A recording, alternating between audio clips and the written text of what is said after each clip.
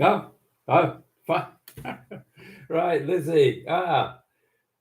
Okay. So well done, Lisa. Hopefully you can hear me now, and hopefully Lizzie M, you're still there.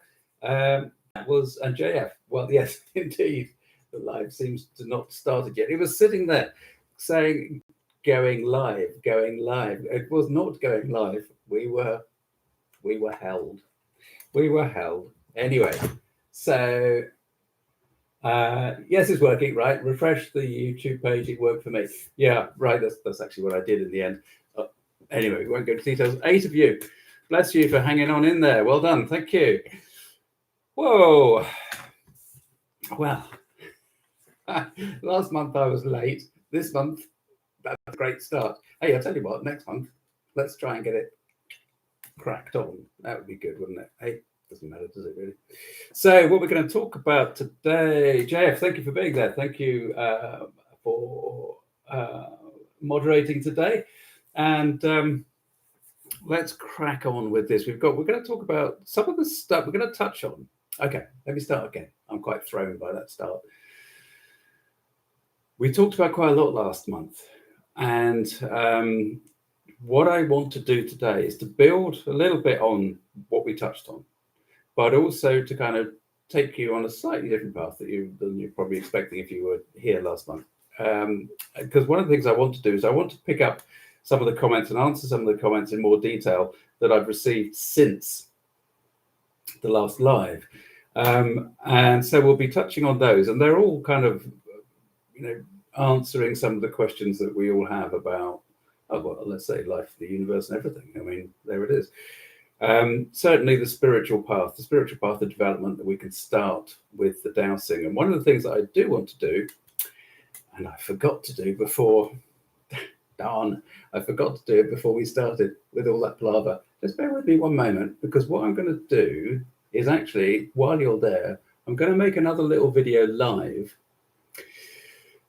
Because this video, which I am going to sort out now, that one there, is now public. So publish, right, okay. So, yeah, right. So I've just made public a video called Transform Your Space with Earth Energy Dowsing. So let me start off by telling you about that, which is, and this is something that I want to talk about, which is working with the earth energy that you all have in your home. We'll go into a little bit more detail in a second, but that video, which hopefully JF can find, it's literally the last one that's just been published. That video is 15 minutes or so, just me trying to explain verbally. I'm not illustrating it. It's not kind of like one of the nice video productions with music and all the rest of it. It's just me sitting here talking to you about how to douse the initial patterns and the initial interaction that you can have with the earth energy power center that you can have in your house. Why is that not have in your house, that you can have in your house? Yes, right. Why is that important? Because that is absolutely the first step to really shifting your awareness on what the whole of life is about. And that's why I find this so funny, is that a bent bit of metal actually will give you the answer to everything. And you start by interacting with the earth energy power center in your own home. There it is. Well done. Thanks, JF. That is the video. So make a note of that, guys, everybody, and have a look at that after the live is completed. And we're going to stick to 1 hour today. So JF, if you can really nudge me 5 minutes before 4:30. I got to run away today. So normally we kind of run on a little bit, but I've got to be sharp out the door at 4:30. Okay, so we're going to look at earth energy. Thank you. Going to look at earth energy, and we are going to cover some of the comments and questions that you've popped into the little channel since last time. And please do ask questions as you go along. Could you, if you want to direct a chat, a comment or a question on the chat. Nancy, hello, good to see you. on there, could you please put at Knights Rose, so KNIGHTSROSE, and then I can see it clearly. Otherwise, I'll let you chit chat amongst yourselves. Okay, so that's all good. So what we're going to do is we're going to look into a bit more detail about ley lines and earth energy. And the real reason for doing all of this is, as I just mentioned just now in connection with earth energy, it's really to help you shift your perspective so that you actually open up to the possibilities that you currently are not even aware of. Right, so that's what a shift of perspective does for you as a human being, as a co-creating aspect of the universe. Once you kind of become a little bit more aware of possibilities that you haven't explored before, they become possibilities, and then they can be actualized. You can then experience them, and that's the point. That's really what a spiritual path is about: is expanding possibilities in a certain direction. And it's really quite important now, apparently, that we are very, very, very aware of the purity of our connection and our co-creative ability. Now, purity is an interesting word, and I haven't used that anywhere before now, but that is what is being given right now as we sit here. It's really important that the purity of our, and our understanding of the purity of our connection. Now, what that means, I guess, is also that it's important that we fundamentally actualize what we truly are as human beings. So the purity comes from a clear, it's rather appropriate of me not being clear at the moment, but let me just come back on track here. Being clear about how we step through our experience of life and how we move it within ourselves in order to assist and change the external environment. Because this external environment that we call the world, okay, that's fine, we can call it the world. And yes, for me, 100% is a superb bit of rock hurtling through space. Marvelous. But, you know, when we talk about leaving a legacy to the future generations, really what we're doing here collectively is leaving the legacy of what we wished for, what we achieved, what we manifested. Okay, I mean, that might be obvious to some, but the ability to now have clarity on what we want to be present for the future generations. That's the purity that we're looking for, being asked to look for, the purity of that. So we'll come back around to that later on today. I'm sure we will. So this earth energy dowsing in that video that is linked to Martin, hello, good to see you. It's lovely to see the regulars, I have to say. It's absolutely lovely. And David Ugetsu is a regular. We're on a slightly different day today, on a Wednesday. We normally do these on a Thursday. David can't make it today. He didn't actually say this, but I take the liberty of expressing his wishes to say hello to you all regulars. So look, this earth energy, right? This earth energy that you're developing your relationship to is really the key to that clarity and that purity of the rest of your life, the experience. Because there's a tendency sometimes to think, well, okay, so we're going to do some dowsing. That's a nice spiritual, sacred act. That's wonderful. Or we're going to experience this interaction with this spirit guide, and that's lovely, marvelous. And then we pop down the mall, we pop down the supermarket, and we do stuff, and we go to the pub or whatever we do, or we take the car down the garage, and human life gets in the way, and we forget. We don't bring that attitude that we are present with when we're dealing with guides and all the rest of it, the sacred act. And of course, this is why we call it sacred, because it's different to everyday life. But, you know, maybe this is where we're going. The more you understand earth energy, and the more you understand that the reality that you experience is not what it seems, the more you connect to that sacredness more often. And that's really all that's being asked of us in that purity. Hey, look, before we go on, because this is bugging me, I want to mention Otter Spirit again. I mentioned them last time. They do, I'm an affiliate of theirs because I really, really rate their product. And what their product is this sort of gemstone stuff. This is Obsidian and something else on there. I use that for protection. Really high quality gemstones. Otter Spirit, amazing, lovely little company. I've had such lovely contact with them. And I'll tell you what, I said last time, I said in September, I've been wearing these since September. I said in September that they really work. These are for protection. And what I said last month was that I feel like since I've been wearing these, it makes me feel really much more like me. Now, that's a curious way of describing protection, but I have seen other people wear these. They arrive from Otter Spirit, they pop them on, and then suddenly things change for these other people. And that's not just me saying that.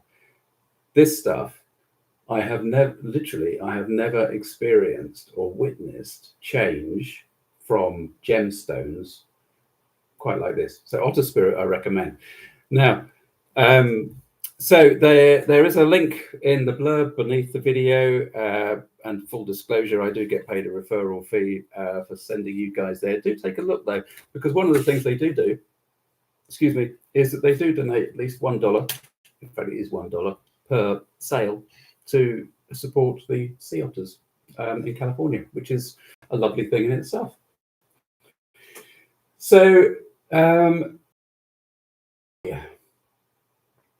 Hello, I cannot, I'm going to call you just Gore, if that's okay, because the numbers can take me too long to say, but good to see you there, good. Okay, so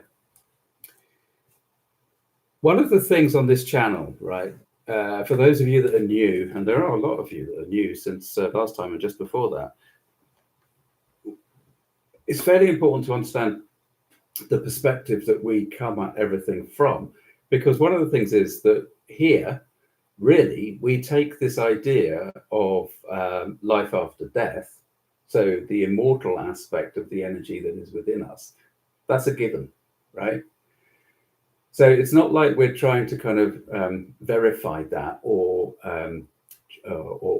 you know, kind of justify, that's a strange word, but that perspective, because it's a given that the immortal essence is that which is within us, and that brings along a whole bunch of other things that are associated with that, and it's so important. Again, it goes back to that purity, really interesting word, the purity of the idea that if we can live from that most of the time, then we're moving forward on that path of spiritual development, because it's inevitable. Once we accept that we are an immortal being, it means that we can see this this remarkable stage that we are witness to, and that we co-create amongst the 7.5, 8 billion other souls on the planet. But we are detached from that. We can see it for what it is, which is that it is not everything. It is everything as we are as human beings, but that is not everything. As an immortal being, it is an experience, and we are detached from it. And that helps us as a human being. It helps the energy within to know and learn and grow. Really important. So the immortality of the individual, if there is such a thing as a separated individual, which we would prefer not to, you can't use that expression in terms of the immortal essence, because the immortal essence is not separate to any other creative energy, the creative energy of compassion and love that is within the whole entire conscious cosmos. We can only use the expression a separate entity, an individual, in relation to seeing life from a human perspective. And sometimes this is something that causes issues in our understanding, which is that we are always looking at everything, especially when we're doing these lives, we're looking at them from the spiritual perspective and from the human perspective. And this can cause confusion. So do ask the questions as we go through. Okay. Yep, Dowsing's good. Yep. Yep. Hunting. Yeah. Okay. Yeah. Well, it's it's an interesting one. Fish and chips, right? Okay, because okay, so okay, hang on. Love is hormonal response in order to bind a male and female human long enough I have to raise offspring. Okay, I'm new to this science and I've already learned so much from your channel. Okay, well, thank you, Queen Rich. I'll come back to fish and chips in a sec. It's not a force in the cosmos. Okay, so look. Okay, dowsing, as far as I'm concerned, is a human ability. It's a way of accessing our intuition. Now, people use that in all sorts of different ways. And you're not the first one, fish and chips, to have a go at me about this, right? Because builders, construction people use dowsing quite often to find things. They'll find broken pipes or electrical things and all the rest of it. So I've been I feel laughed at by people like that are very grounded and use it in a very common sense, a very practical way in the past. And they say that's got nothing to, like you, fish and chips, nothing to do with the compassion of the cosmos. But to me, because I am expressing an individual perception, it actually has everything to do with the compassion and the love that is in the cosmos. Now, the love in the cosmos is not the same as the human expressed love. It just isn't. The love that is in the cosmos, in that sense, in that spiritual love, in that compassionate sense, is a completely different sense, but it is still based on the creative spark. It's still based on the fact of nothing and then something.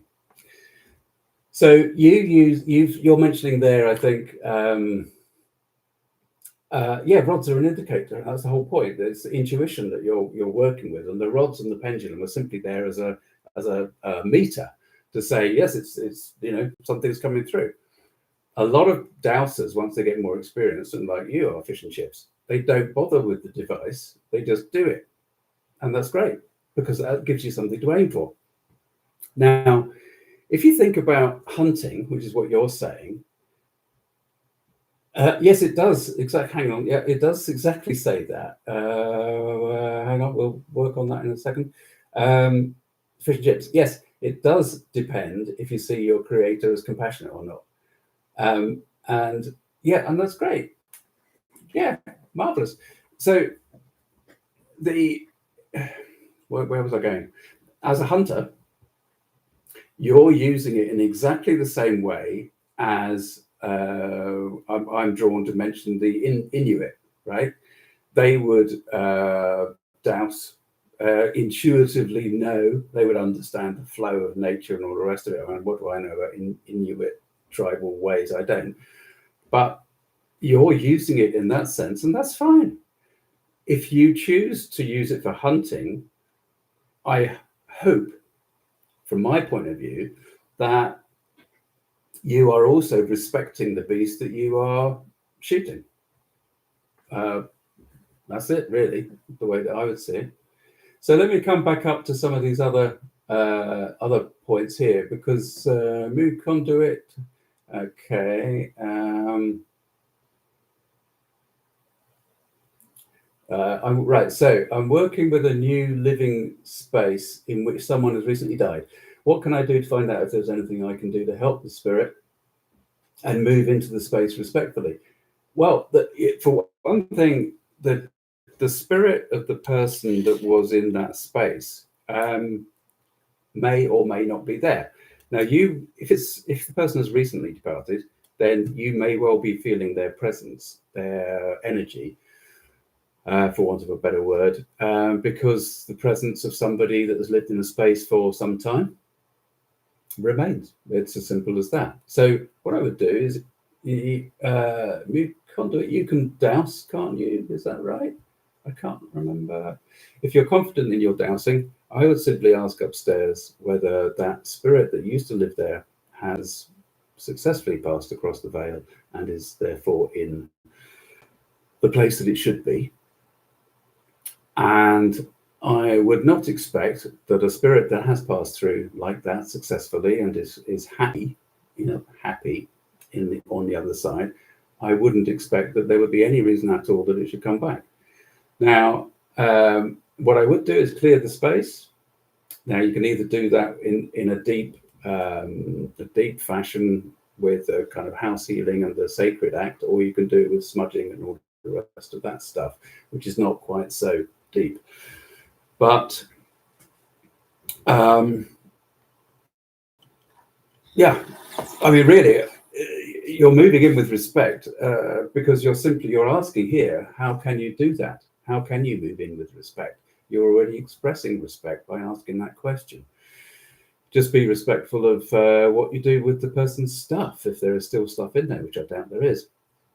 But the space itself, I would communicate with Dowsing. I would communicate to the guardian energy of that space, and I would ask that guardian energy about any of the issues that you feel you may want to ask. Because your Dowsing, I know Fish and Chips doesn't go along with this, but it's sorry, I'm being distracted by all of that comment from Fish and Chips. Let me just focus on the conduit. So you're asking the guardian, ask the guardian any of the questions that you want to ask.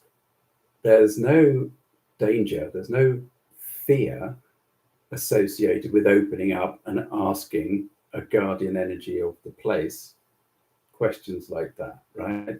And actually, when we get to the earth energy stuff, which we'll talk about in a minute, it's good to practice with that, and you'll get used to opening up and contacting and having a question and answer session with something that you can see the response with, and then you might feel more confident about actually asking a guardian spirit and talking to them, right? But let's take it one step at a time. Fish and Chips, I don't know whether I can really go through all of that. So you're having a chat there. Yeah, okay, so that's fine. I'll leave you to be doing that because I can't catch up with all of that. So I'll just accept that you're having a chat there amongst yourselves. Okay, so cool, right, okay. Yeah, you can certainly connect to life force. You can connect to chi through anything because it's all symbolic. Okay, so where were we going? Right.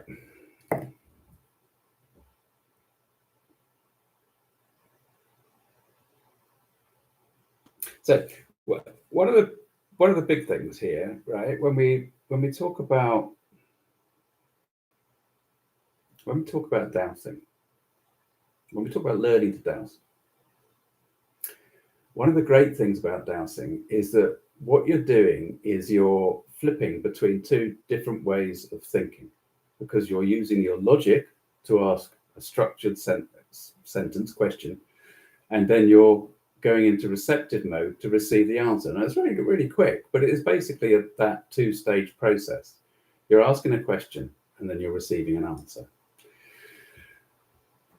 And this concept of the duality is useful in so many different respects when we start to open that out into day-to-day life, right? And psychologists, I think we've touched on this before, psychologists label this as system 1 and system 2 thinking. So system 1 thinking is the intuitive, quick thinking, it's the gut feelings, it's the reactions. System 2 is more associated with something like somebody like a scientist, for example, or a mathematician that would be working through a problem and thinking slowly and summing up and going through all of the evidence in order to reach a logical conclusion. So system 1 is our Dowse response as we receive it. System 2 really is the logic to ask the question that we want to get an answer to. Now, that's really useful when we start to look at the spirituality of life and our role in life, because it means that we're used to flipping between two different perspectives. And that's really it. That's really what I was getting at there, is that it's the more mindful we can be of our perspective and where we're seeing the situation from. In other words, the more mindful we are of our own subjective awareness, the more we can see how our subjective awareness affects the environment and the interactions that we have, which we call life. So what I want to do just for a minute now is to go through some of the questions that we've received since last live. Now, way back about 3 weeks ago, I put up a video of my first encounter with dear old Hamish Miller, my mentor. And that was literally uncut, as it happened, me sitting in Hamish's house asking him questions. Don't see me in that. It's literally the camera is on Hamish. And we started one part of it, part 2 of the thing, by talking about disincarnate spirits. And I had a fear at that time, this was 2003, a fear that if I opened up, I would be basically encountering disincarnate spirits that I didn't want to be encountering. Part of that was down to my experience with my brother, who had not long had, he had a couple of nervous breakdowns as a result of his bipolar experience. So in other words, he was sectioned under the Mental Health Act, bless him. And that meant that he had a very, very strange energy at that time. Even I could pick it up when I was only just opening up to all of this stuff then. So what I didn't want was to have any kind of spiritual activity around me that was similar to what my brother had gone through, because I didn't want to have a breakdown. So, this comment here from Mellow Earth, I think it is, or Meloth. It's Meloearth. I'm assuming it's a she. She asked several questions, but this one was referring to that video, and she says that that's her concern as well. I know I am really careful about what I mess with and don't mess with, but I'd love to know how disembodied energies that used to be people come into play as it relates to earth energy and ley lines. Well, the key thing really here is making the connection between earth energy and disembodied spirits. And the way that we do that is through consciousness, the nature of consciousness. And that brings us back around to talk about the compassion, the love that is in the conscious cosmos. Oh, wow. Fish and chips, you're rather monopolizing that chat. Hello, Alan. Good to see you. I haven't got a chance of reading all of that, but obviously you're interacting, Fish and Chips, with other people there. But okay, so let's go. Let's keep going. So, consciousness, right? I'm of the school of thought. It's known as panpsychism. So I actually believe that everything is conscious. I even, the computer that we're sitting at now, or even this pen, has a degree of consciousness as far as I'm concerned, because everything, I believe, is made from that cosmic love, that essence of create. And there it is. If you remember, I also believe that our experience is recreated in every moment. So it's like an ongoing creative input into all of our experiences, and we are each individually aspects of that creative consciousness, the cosmic creative consciousness.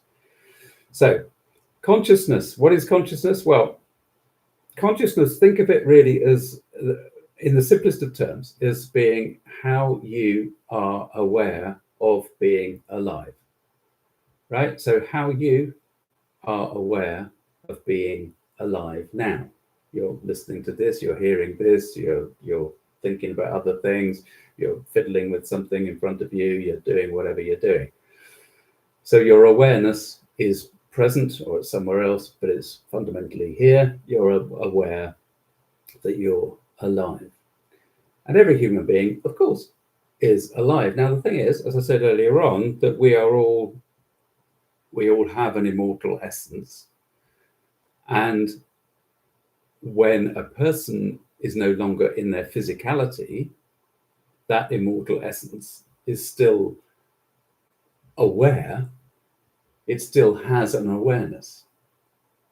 I can't use the word conscious. I can't say it's conscious, because I'm not sure that consciousness in the way that we use the word would be applicable to a state that we would say, well, a spirit. Is the spirit conscious? Well, it's certainly aware. And so the awareness remains. And as I said earlier on, everything, as far as I'm concerned, every physical object has an awareness, has a consciousness, has a conscious aspect to it that can be accessed, not necessarily by me. I mean, I can't access everything. I've never spoken to a pen, but it can be accessed. Now, one of the very first things that was said to me by the spirit in the house that we used to live in, that really started me on this whole journey, was that she described earth energy lines as being like people lining up. So over here in Europe, certainly in Britain, we're great at queuing. We form queues, right? We queue up at bars, we queue up at bus stops, we queue up to, pay at checkouts. But you do in the States, you haven't got any chance, you haven't got any choice, have you, anyway? But what I was shown in relation to what earth energy is like a queue of people, because consciousness is the human consciousness is absolutely fundamental and integrated into these flows of energy that go around the planet. So when we as house healers ask the question, are there detrimental spirits present in our house? The chances are that we're going to get a yes, and the chances are we might find 2 or 3, 1, 2, 3 spirits. But really what we're doing is we're picking up on consciousness, aspects of consciousness that are detrimental, not helpful, not aiding the life, the experience of the person that is living in that house. Quite often the person that's living in the house hasn't experienced spirits, poltergeist activity, but they feel different once that aspect of the subtle energy and other aspects as well are cleared away, removed by the management upstairs, by the higher beings, the higher energies that have input into that role. So your question that we're dealing with here is how disembodied energies that used to be people come into play as it relates to earth energy and ley lines. So I've taken one view there, which is that earth energy fundamentally is made of consciousness, which is what we are as well. And when we're human beings, we are conscious, we are aware. There's another facet to that aspect, which is that memories and a lot of our mental processing actually sits outside of the physical body. It's not all contained within the physical brain. There's a school of thought that says that actually our emotions are out here in our auric field, and that that subtle energy that is really connects into all of this patterns of network of earth energy lines and field of earth energy in which we live, right?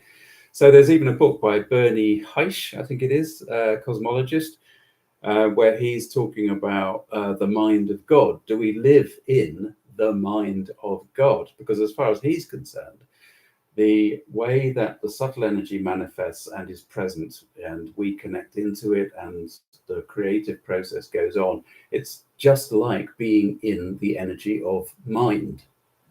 Constant creation, constant recreation. And so when we bring it down to a smaller scale to look at the flows of earth energy and the energy in which we're surrounded, whether it be in human form or not, then really we're looking at energy of mind, we're looking at energy of creation. And that is fundamentally how disembodied energies end up being aligned to what we call earth energy. And less so to ley lines, because ley lines, when people talk about ley lines, they really are talking, most of the time, they're talking about earth energy. Ley lines are different to earth energy. Earth energy lines are the peaks of concentration of what we've been talking about, the subtle energy field that we all live in. So the lines are peaks of concentration, like the ripples on a pond. That you see the peaks, but they're all part of the pond, they're all part of water. And I've lost the plot there. I've completely lost the plot where I was going. Yeah, well, ley lines. Ley lines are not that. Ley lines are what can be perceived when you look at a map. You think of the specific criteria for the markers on a ley line, such as a copse of Scots pines, for example, or sometimes a lake or a crossroads. These are all things that Alfred Watkins, bless him, came up with. And you can draw a line, straight line. Ley lines are straight. You can draw a line between these things on a map and you can see it, and there you go. There's a ley line. Fantastic. Earth energy lines are not like that. Earth energy lines weave like a river. And also, earth energy lines are far more like chi lines, lines of chi, lines of intent, lines that you can, with your mind, just lay down in that etheric field. Okay.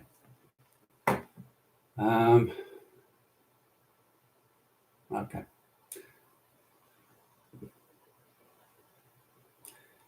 Okay, so yeah, that's all good. Okay, so electricity, water, ley lines, is there a connection? Okay, well that's quite a question. Can you clarify that a little bit, Gore, please, for me? And let me see whether you're is divination a form of dowsing? Well, divination, sometimes dowsing is called divining, water divining, for example. So it is dowsing. Dowsing is purely using your intuition, connecting to your intuition, and either doing it devicelessly, like fish and chips we're talking about, or you use a rod or a pendulum to get a response. There is some, if you look at one of the videos that features Hamish Miller, it starts, which one? Oh, it's parallel. Hamish on the Parallel Community is what it was called originally. I think it was, I can't remember what it's called on this channel. I've renamed it something. But there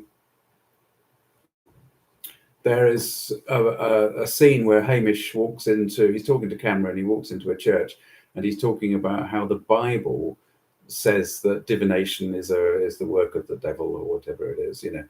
And he's saying there's a kind of difference between divination and dowsing, but I'm not sure what that is, and I'm certainly not familiar with that passage in the Bible. Some people do get a bit, you know, if they're very religious, religion being different to spirituality, they can get a little bit sensitive about it. But to me, it's a perfectly human activity and perfectly safe. It's actually the safest way to access spiritual energies, as far as I'm concerned. Considerable amount of information on dowsing. Colin Wilson's book, yes, there will be. Occult is always a trigger word for some people. Occult really just means hidden. And again, the energy of occult work and occultists can either be fairly positive, or it can be fairly nasty, fairly unpleasant. So again, comes back to we're dealing with subtle energy of human beings, an aspect of us, and how we use that energy is down to our fundamental subjective reality. Do we want to use it for chaos, or do we want to use it for healing, positivity? I know which way I'd rather do it. So yeah. So coming back to your question, Gore, have you managed to? Yeah, I think. Well. Okay. So very broadly, because I do want to get on some of these other questions as well. And I am running out of time. It's amazing how quickly this hour goes. I don't think ley lines. Well, okay. So from a human level, a human perspective, I don't think ley lines, water and electricity are necessarily linked. However, earth energy lines, water and electricity, are more linked than ley lines. To me, ley lines are very much the poor relation to earth energy. Earth energy is the significant thing, the influencing factor. It's integral to us. It's so integral to us. So I think we live in an electric universe. There's a whole cosmological school of thought based on the electric universe theory, and that is fascinating. And also I saw somebody talking about plasma earlier on, and that also ties in to a certain extent to the electric universe theory, as far as I can see. There's a thing, if you Google Thunderbolts project, there's a whole wodge of information about that. And Robert Temple wrote a book recently, which I've mentioned before, which is the New Science of Heaven, or the New Science of Heaven, and that's about his views on plasma in the universe, which is interesting. And Gore, you might enjoy that, actually, the New Science of Heaven.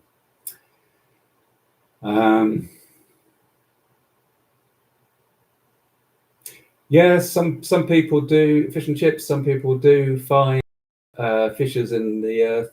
And again, if you think about one of the greatest oracles of all time, the Delphic oracle, she, bless her, was sitting over a massive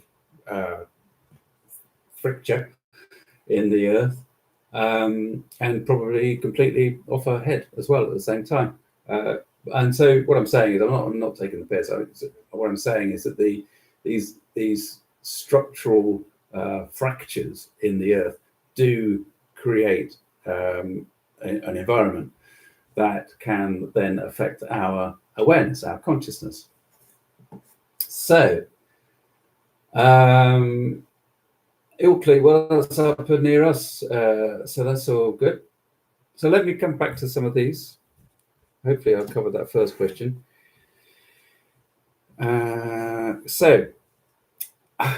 Okay, so we've got C7105. She asked, I think it's a she asked about progress on my book. Could you tell me what that's going to cover? Well, I tried to explain what it was going to cover. I wrote a little paragraph. I started it by saying it's about the power of the subjective perspective of life, and how by paying more attention to the individual, personal, unique interactions that come to us through our inner universe, we can make massive shifts in our externally perceived reality. So in other words, our subjective awareness influences our external experience of life. I then went on to say some other stuff, but bless her, she came back with, your intro lost me, but I'm eager to catch on. So basically, the subjective awareness, some people have trouble with this idea of subjectivity. Now, this is where dowsing in itself can be really, really helpful in helping you understand that. Because if you get a group of 10 dowsers, and they're all looking for specific lines, earth energy lines, let's stick to earth energy lines. They're looking for the location of a particular earth energy line in a room. They will all probably verify that it's there, but each of those 10 dowsers, if they were to walk in harmony, in unison across that room, they would find that their reactions, their responses to that line would vary very slightly. Now, I remember seeing this with one of Hamish's workshops years ago. And that was when it was like, what the heck? How can that be? That's all a bit weird. But actually, the more you dowse and the more you understand, the more you get used to the fact that we each live in our own subjective realities, which then are overlapping with each other. And one hopes that they overlap harmoniously, but that's not always the case. But the more you get used to that idea that your rules of engagement are your rules of engagement, especially when you're working with the subtle levels, subtle energies, then the more you see that your unique view of life is what you want to be associating with when you're wanting to affect the external environment. And really, that's what healing is. Distant healing or hands-on healing, faith healing. It's all about bringing through the energy, the creative energy of the higher beings, the higher frequencies through, and it being focused into a certain space or on a certain person or for whatever it need be, right? So it's the subjective experience. And if you're talking about healing, then the person is feeling things in their own unique way, and that is being channeled to the person or the place.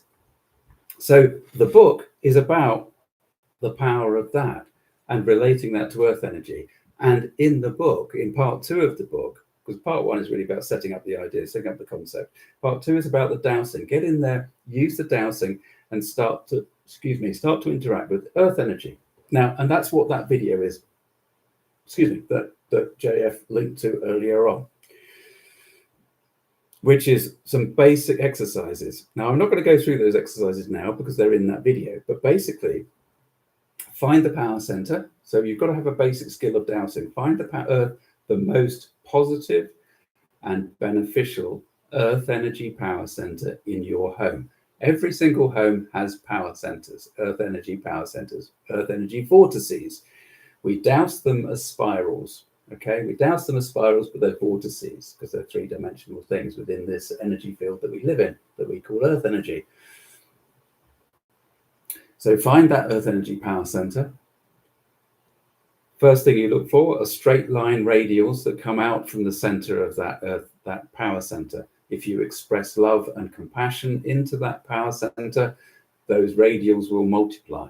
They will get to the rate, so the power center, the spiral, gets stronger in that sense. It'll return back to its neutral state. Douse it and see. Then what you can do is to look for the figure of 8, the infinity symbol that you'll find at each and every one of them. Douse it, walk it, feel it.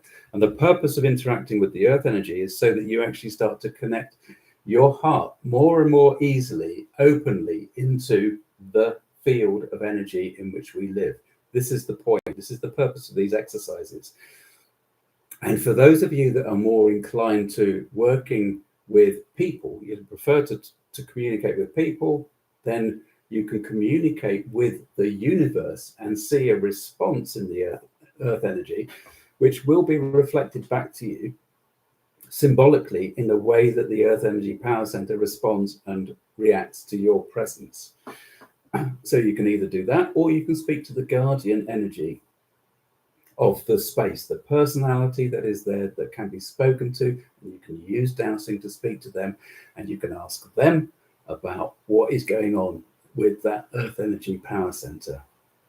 And this is step 1. This is step 1. It both helps you open your heart and start to really connect to that cosmic love, not the human love, the cosmic love. Okay?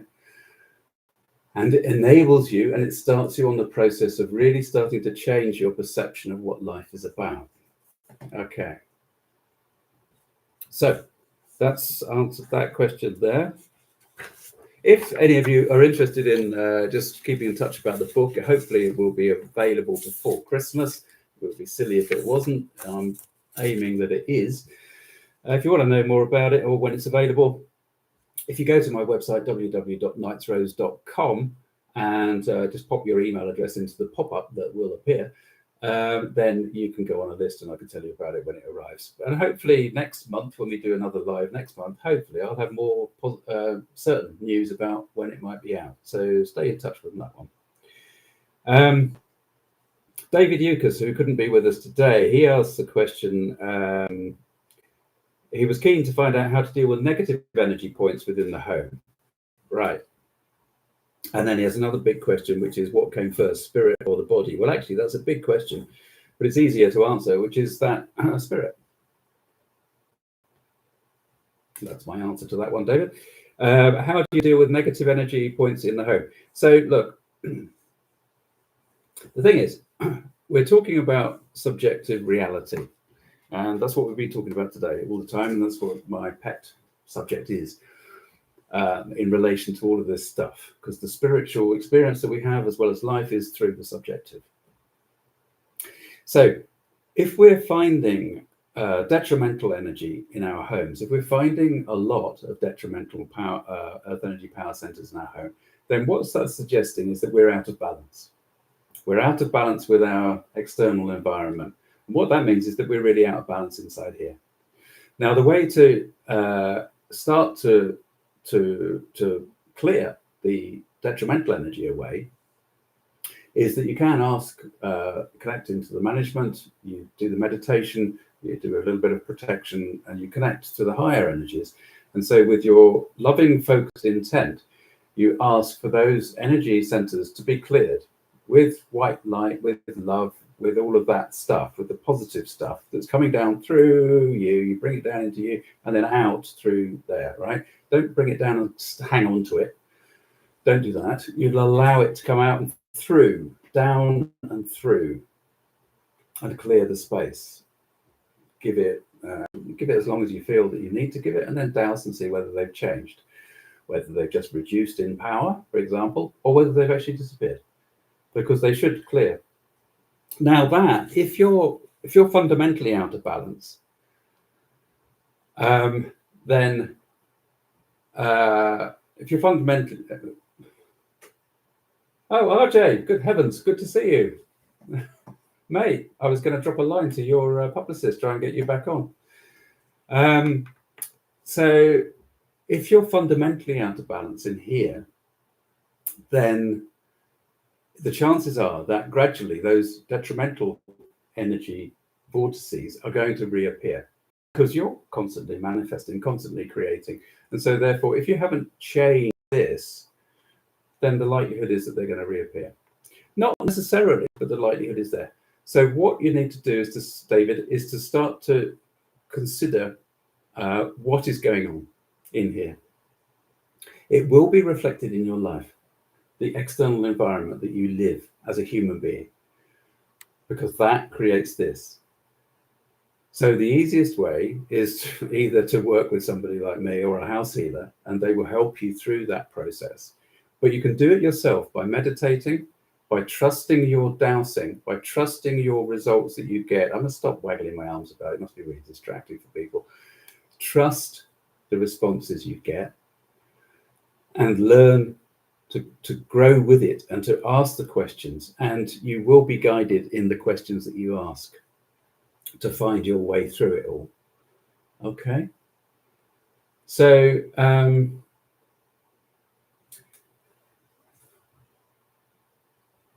yeah, I'll do that, RJ. Good man. Yes, please. That would be good. What's that? What's that emoji? Okay. So, yeah, David. So there's a bit of work there to do. I know that might come as a bit of a like, oh, what a down. But there's no magic answer. There's no quick fix to this. Okay, look. There can be quick fixes, but that's what we call miracles. But miracles are possible. Okay? But David, I know you know what you need to do. Right. So we also had a question that we are stopping at past, so I'm running right out of time here. Yeah. Okay, 4 minutes left. Okay, guys. We had a question from a person last time who was asking about how to keep the questions grounded in spiritual, actionable frameworks that refined sensibilities may bring. So in other words, those refined sensibilities, as you go along the spiritual path, your sensitivity becomes heightened and things change in a different way, slightly different way to the way that you're used to as a ordinary human being. And so the question was about, how do you deal with that? So in one sense, what the person was doing was actually worrying about something that hadn't yet occurred, because actually as you grow and change, then your ability to respond changes in line with your sensitivities. And so that's straightforward. So really there's not an issue there, but actually to find a structured path towards spiritual development, I really would suggest doing what we've started talking about today, which is that accessing of the earth energy, asking the divine the questions through that portal, if you like, through that earth energy, and seeing and living the experience and understanding from the experience you gain. Okay, so start with the dowsing, of the earth energy, if this is what appeals to you, and go for it. Go for it. Yeah. Now I've kind of been glancing through very briefly at some of what Fish and Chips is saying. It seems to me that he's on the right path. It's all, and I think I saw that he was associated with some big dowsers in the past, which is excellent. He's a knowledgeable guy. Just an interesting way of expressing yourself, Fish and Chips, in that chat, but that's okay. Force of will, I mean, yes, because so that's an interesting one, isn't it? Because the way that you've expressed that is actually like the challenging question that you expressed earlier on for me about the hunting energy, because the force of will suggests that you are demanding something, that this is the way it is going to be, and yeah, that's fine, because things will respond to that, but equally you don't have to use that kind of force of will. But what you do need to do in all of this work is to be clear and have that purity of focus and attention, which I'm not sure I've been expressing today, by the way, in this presentation, but have the purity of that connection and the trust and the faith. The faith is the thing that really makes it work. That the faith in the higher energies for things to change. But you're not necessarily saying, as I wish it to be. I think that would be one of the big differences. One of the big differences. Not necessarily saying, as I wish it to be. There's a danger if we express it in that way, that what we're doing is we're saying, my ego wants this. And a lot of the time, that's not what is good for us. Yeah, that's good. Yeah, cool. That's a good way of putting it, Fish and Chips. That's a good way of putting it. And we will leave it at that. It is bang on past, and I must go. So thank you all for being there. Thank you for being attentive. I do hope it has been helpful. Do take a look at that other video about the earth energy. Leave me some comments, leave me some questions, and we will pick this up next time. And next time is Tuesday, the 18th of November. Tuesday, the 18th of November. We will publicize that a little bit beforehand. And again, if you want to know more about my book and when it might be due out, then do pop your name, pop your email into the pop-up that occurs on the website, www.nightthrows.com, and check out Otter Spirit as well and see what magic occurs when you start to work with their gemstones. Love it. Take care, you lot. RJ, it's great to see you there, mate. Thanks. Take care. Thanks, Fish and Chips. I'll look at that. That's good. Take care now. Bye-bye. Pressing the button. Where's the button gone? There you go.